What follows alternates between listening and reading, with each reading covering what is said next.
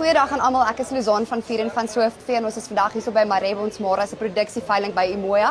Langs my staan oom Kobus Maree. Oom, verduidelik asseblief vir ons wat het vir hom uitgestaan van vandag se veiling en dit is oom hulle se eerste veiling. Wat spesifiek het vir hom uitgestaan? Jy wil nie oom vasvra nie. Dit was 'n wonderlike geleentheid. Ek dink dat die feit dat al die bulle verkoop is seker in die eerste plek wonderlik.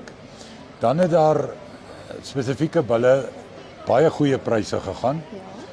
Soos onder andere lot 7 wat gekoop is deur Tinus Marits vir R700,000.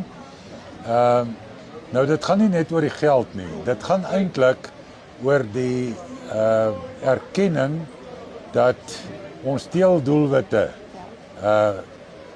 se planne werk en dat ons dit reg kry om uiteindelik produkte te lewer wat vir die mark aanvaarbaar is.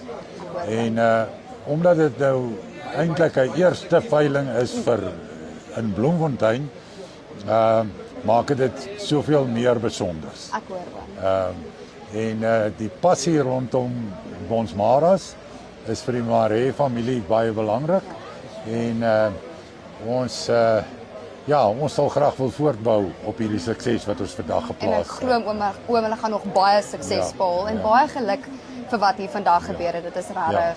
Ek wil dalk net ook nog byvoeg. Ek dink dit is baie belangrik dat dit 'n baie gebalanseerde veiling was. Daar was diere wat baie hoë pryse gegaan het, maar daar was ook diere wat pryse gegaan het wat vir die gewone kommersiële kuddeboer aanvaarbaar was. So almal kon iets kry wat hulle kon huis toe vat. Dit is wonderlik oom Janie en dis definitief iets uitsonderliks. So dankie vir oom se tyd. Ons van Swiftvee se kant aan waardeer dit baie. Dankie.